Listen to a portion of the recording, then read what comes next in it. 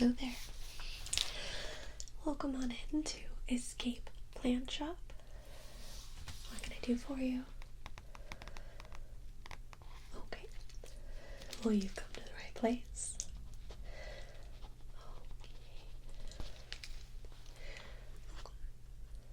Okay.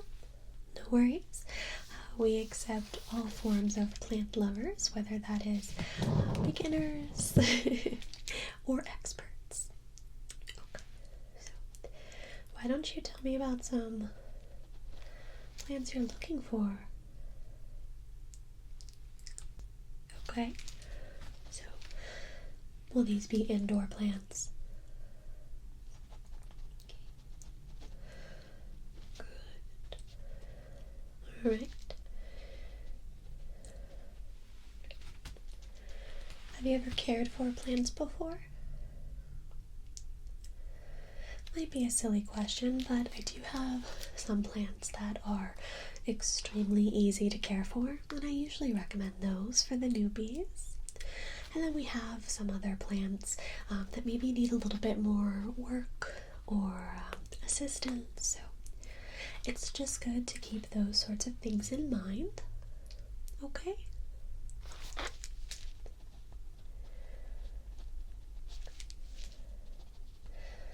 Is there anything particular that you're looking for within a houseplant?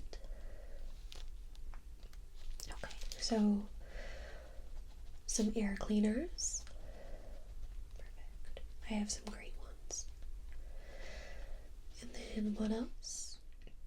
Oh, some little succulents. Yes.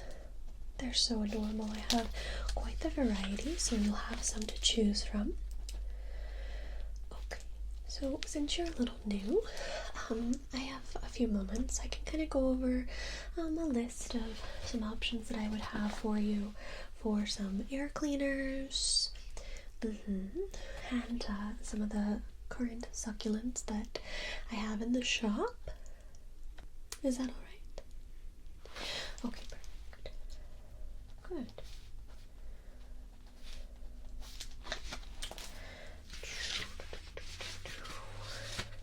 Good.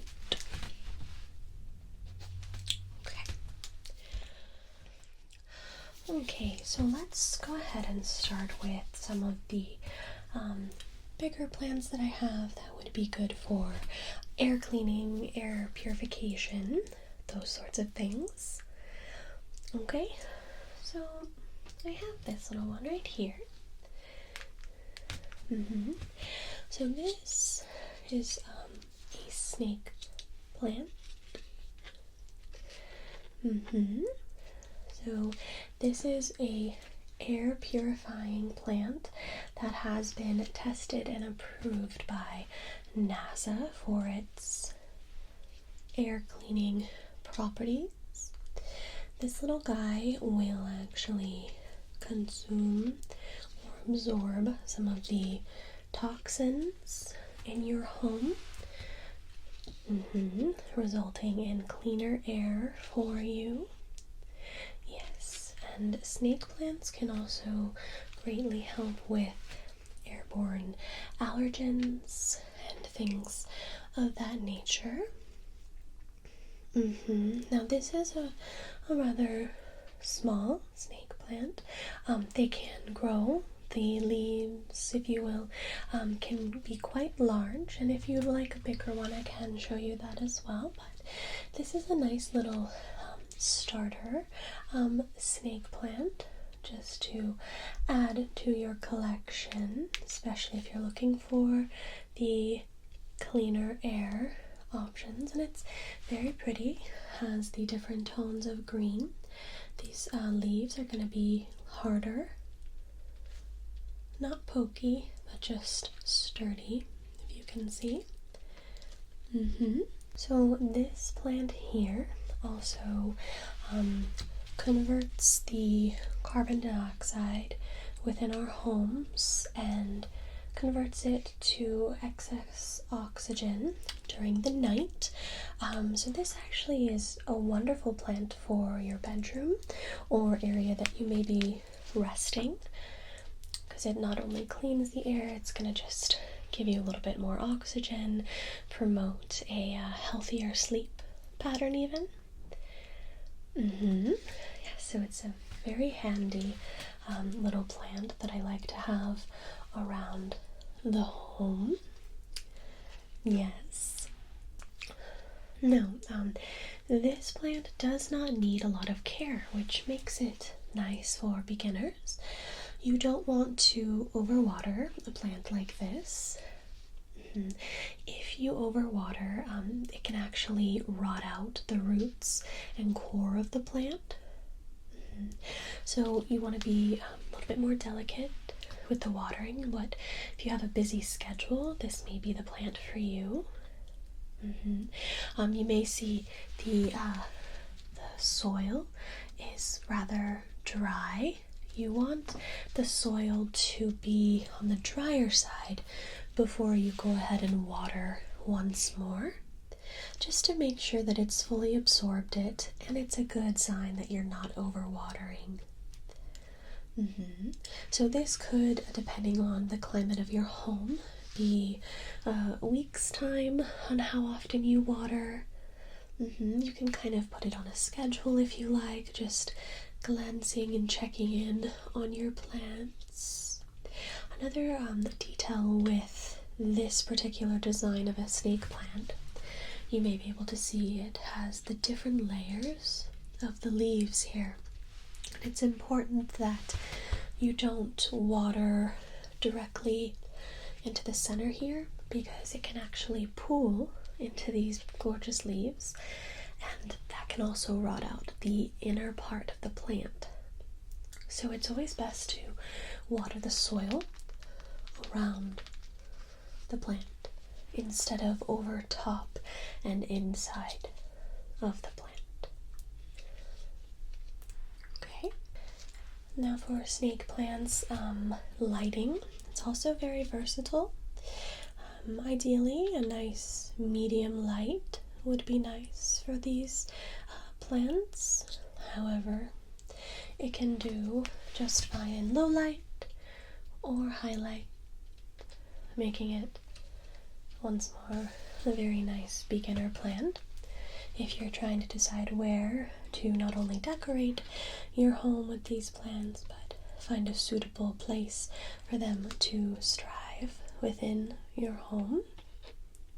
And then even with air circulation for these snake plants, they can do better in drier homes with more of a draft, you could say, or more humid homes. They are very versatile, and it's just good to keep an eye on them, see how they're doing, and you can adjust their care accordingly, but they are extremely easy to care for. Now, as for temperature for these snake plants, very versatile once more. They can do a cooler temperature within your home, a warmer temperature. The only stipulation I would really put on these is if you're moving them inside and outside, which some people choose to do, I would not recommend frost, freeze, or snow with these. That's a little bit too extreme of a cold, and it can suffer from that. A cooler temperature, fall weather if you will, is fine if you'd like to move them outside, but if you're keeping it in your home, you really don't have to worry about a frost, but just something to keep in mind if you ever wanted to put it outside. Best to keep it a little more cozy if a frost happens in your area. I do always like to tell people, if you have pets, that these leaves can be toxic to animals, whether that be cats, dogs, if ingested.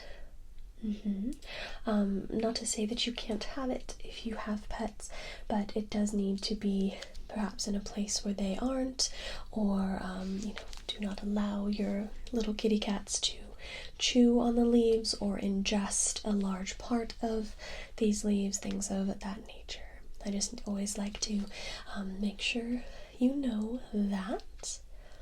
Okay. And that is the little snake plant that we have here. What do you think of a snake plant? Does this seem like something that you would want in your home?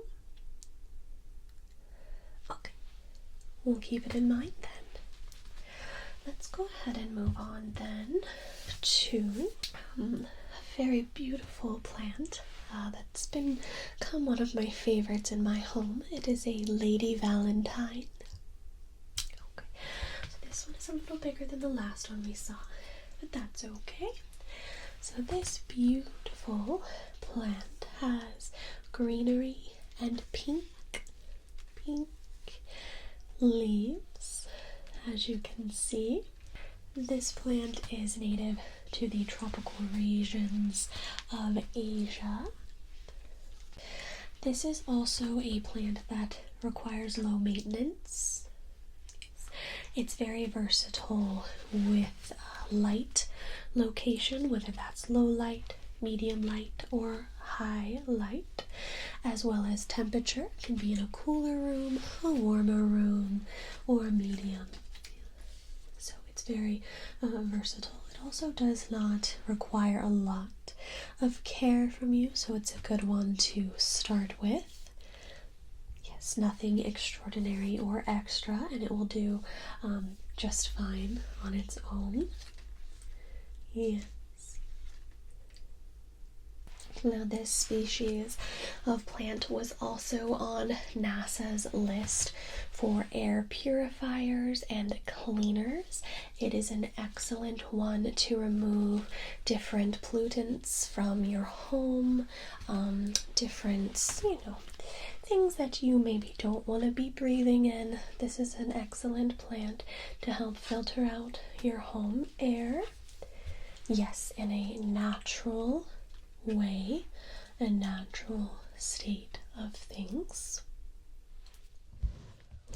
As for watering with this one, you also do not want to overwater this one because the center can rot out, of course.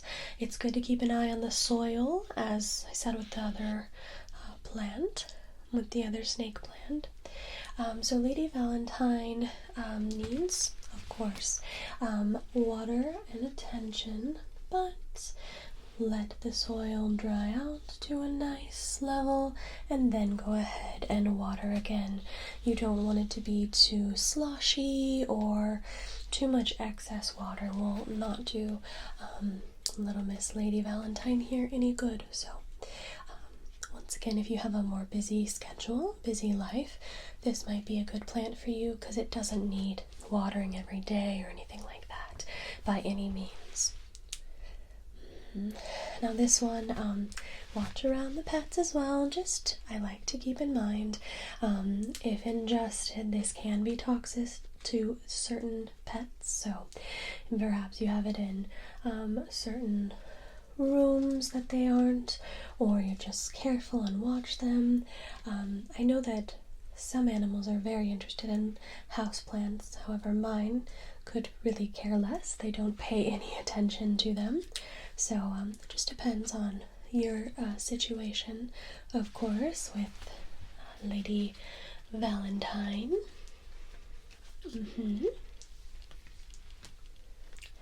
Okay, so what do we think about this Lady Valentine? Okay.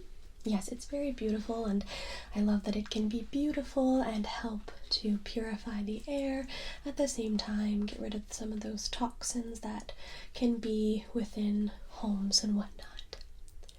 Okay, so we will also keep that in mind. Now, next up, let me just grab this one from the back. And this is a Fotolia plant. Now these are very popular because of their look. Yes, it is known for the dark green leaves with vein-like details. So in this case, they are pink veins, but they can be white or red. They're just very interesting looking. They are sometimes noted as nerve plants because they kind of resemble the human nervous system with the veins and the different color bursts against the dark green leaf. Okay, So this is a native South American plant here. So this plant does best in a neutral temperature. Doesn't really care for dry air or intense drafts or airflow, so I wouldn't recommend this perhaps by the front door or windows, because it really doesn't care for the bursts of air occasionally or the drier climate, if you will. This plant here does better without direct sunlight, so just a nice little shaded area within your home is best. This is another reason, perhaps not in a windowsill, so it can avoid the direct sunlight and the drafts. Perhaps a different place in your home. Now this is a plant that, little extra steps if you see fit, you can mist this plant just to give it a little bit of moisture, the moist climate, if you will, occasionally or every other day, something of that nature. You can just kind of mist this plant so that it doesn't quite have a dry climate. With all plants, as I said, you don't want to overwater them, but this one you do want to make sure that the soil is a little damp or on the moister side. Just because it does prefer little bits of that misted atmosphere, if you will, and not so much on the dry side for this one. It is good to note with this plant that if the leaves start to yellow, then that is a sign of overwatering. So you can kind of gauge that. If you think that you're misting too much, you can check the leaves. And if they start to turn yellow, then you can cut back on that watering a little bit to not overwater this plant. Now, leaf drop can be caused by colder temperatures. So remember, it kind of prefers the neutral temperatures and atmosphere, so keep that in mind. And this one here is actually perfectly safe for pets. Yes, some people really like that feature just in case you're worried about it, so I like to add that in. So what did we think about this particular nerve plant? Okay. Yes, it a little bit more attention compared to the first two, with the misting if you see fit and keeping the soil a little bit more damp. But it's not too difficult. I wouldn't say that it's a really hard plant to keep alive or anything like that, so it's maybe a couple steps above the first two that I showed you. Okay. Let's go ahead and move on to the spider plant next. This is a very popular indoor house plant, especially for the air purification. I actually have one here, and then I have one that I will show you as well. So here is this little spider plant. These are such an easy plant to care for. Always important to not overwater. They prefer well-drained soil, and it's always good to let that soil dry in between watering sessions. They can do really well in brighter rooms, but as I said, they are quite adaptable to whatever type of rooms you have throughout your house. I actually have several different spider plants throughout my home, so this is probably my most common plant within my home personally, and the shop here. They may prefer cooler temperatures at times, or just more of a neutral. I wouldn't say that you need to put these in an extremely warm room, just because some of the little petal leaves can kind of wilt a bit, although that is very common with the spider plant. You can see here sometimes there's a little bit of browning on the edges, and you can prune these back, but that's a very common occurrence with these, and it doesn't mean that there's anything wrong with them. They can grow quite a bit, be a little bit more extraordinary. This one's a little smaller. This one back here, some of the leaves are a little bit taller, but they can go a little bit crazy, and you can transplant them into, smaller little bundles if you prefer. Most of the time, the browning or yellowing of the little leaves here is actually a sign of a reaction to the water. Most of the time it's a reaction to fluoride in the water and a salt intake. So just don't worry, you're not killing it. It's a very natural reaction with these spider plants here. Now, when it comes to air quality, these are highly listed on the NASA list. For air purification. It was tested that these little guys can remove about 90% of cancer-causing chemicals within your home, and that can be through so many things, whether it's products you use throughout your home, chemicals, cleaning chemicals, whatever you have within your home.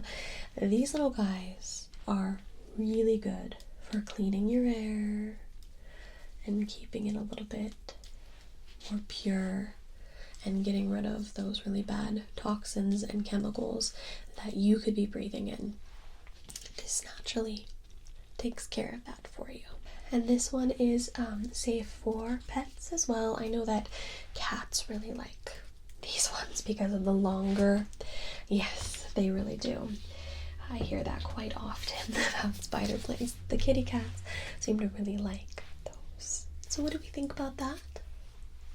Yeah, it's a really good one. Okay, perfect. Before we move on to the succulents, I did want to also just briefly take note. We can do things like the aloe vera plant here. Yes, most people know it for the healing gel or whatnot that this plant produces, but it is also a really good air purifier. It's a good one to have in bedrooms or places of rest as well, because at night it's going to take in that carbon dioxide and create a little bit more oxygen for you, so not only cleaning the air but giving you more of a restful sleep in a very natural and healing way.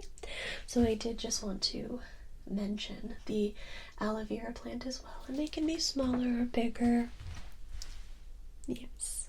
Okay, so let's go ahead and move on to some little succulents that are more for, cutesy little decor throughout your home and can be added in with any of the plants that I just showed you. Okay, so I have, let me see here, those duplicates, yes, 1, 2, 3, 4, 5, 6. I have 6 little succulents that I can share with you today.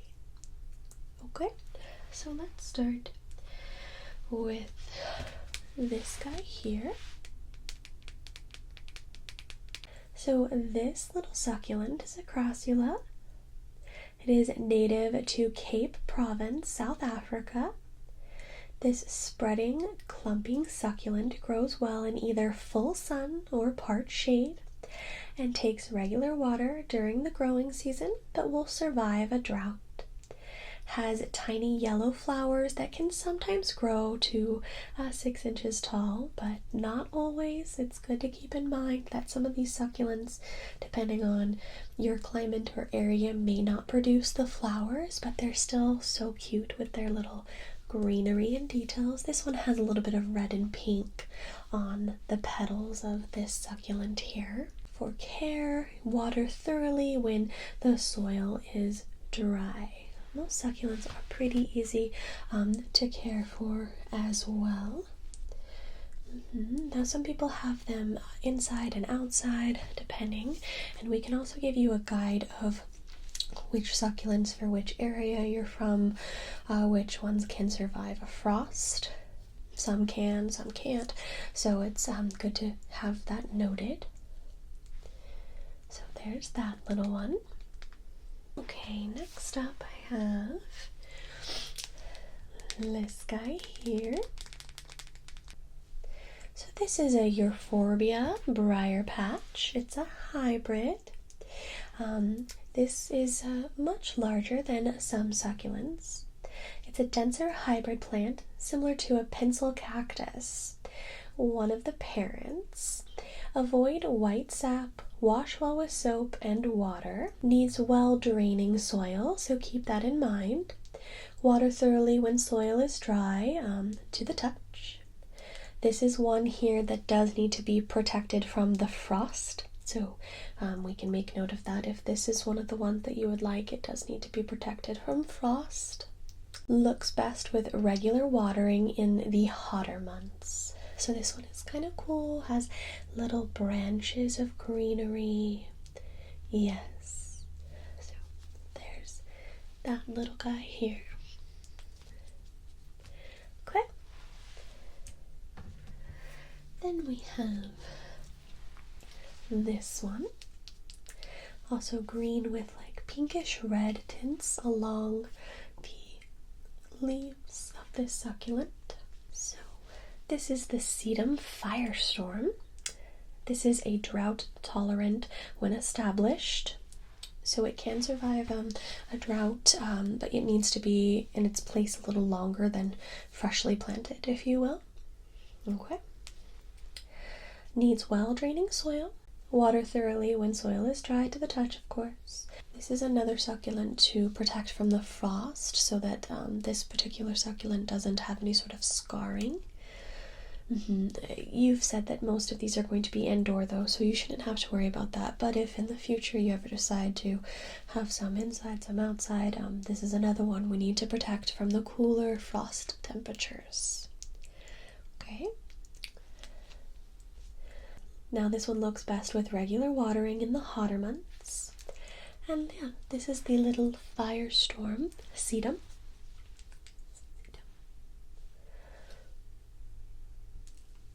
Okay. Then we have this very cool looking. I love how this one looks. I love the greenery with the white little details. It almost looks like octopus hands, if you will. Tentacles. So this is a Horathia succulent. So provide filtered light and a general neutral temperature. Water thoroughly when soil is dry. This can go up to 4 inches with its longer leaves, stems, little tentacles, if you will. But I just think this is a very interesting looking succulent.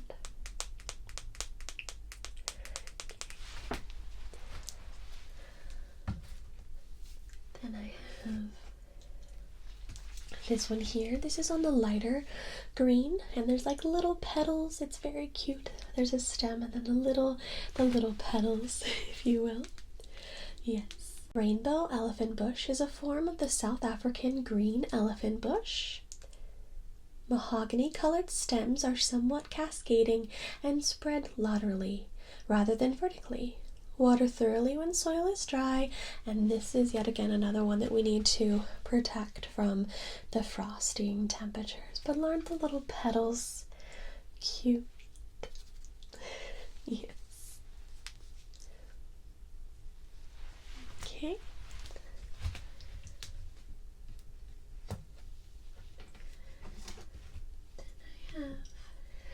This one, which is also very neat. The petals on this actually are soft. It feels like fur. And it has the more neutral green color with tips of darker red and browns, but it's soft like fur. This is native to Madagascar, forms a shrubby plant with long oval leaves that are densely covered in a dove-gray fuzzy felt. Flowers are small, furry, and bell-shaped. Prefers a porous soil with adequate drainage. Water thoroughly when the soil is dry, and yes, protect from the frost for these little babies too. But yes, I love the little velvet.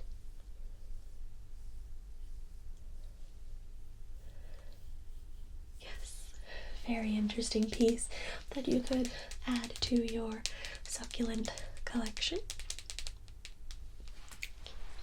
And the last succulent that I have to show you today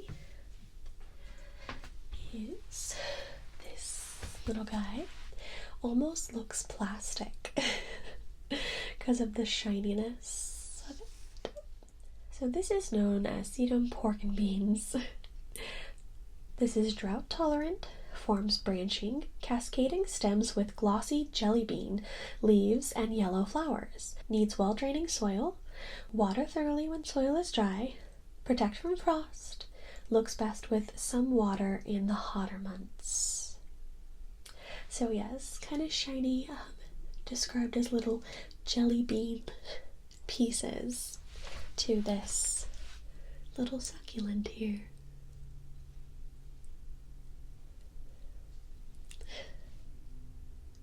So, what did we think of those particular succulents? Okay, let me grab a book here.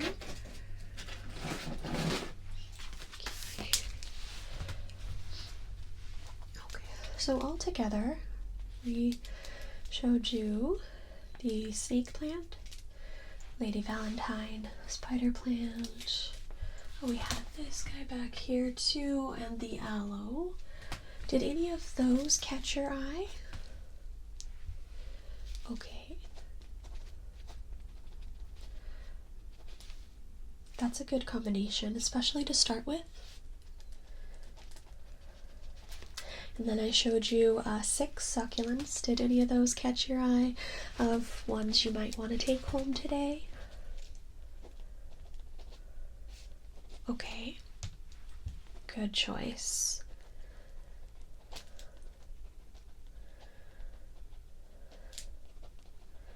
And don't worry, I'm going to be giving you care documents for each of these plants. They're very easy to care for, as we went over, but just in case, I'm going to give you little details on each plant so you know how to care for them. You can always call us here or come back and ask questions. I'm always here to answer. Okay? Perfect. So if you don't mind, I will go ahead and box these up for you so they're easier to take out to your car, and I can meet you up at the front registers up there by the front door. Yes, it was really nice to meet you today. I'm so glad I could help you pick some lovely houseplants. Okay, perfect. I'll see you in just a moment.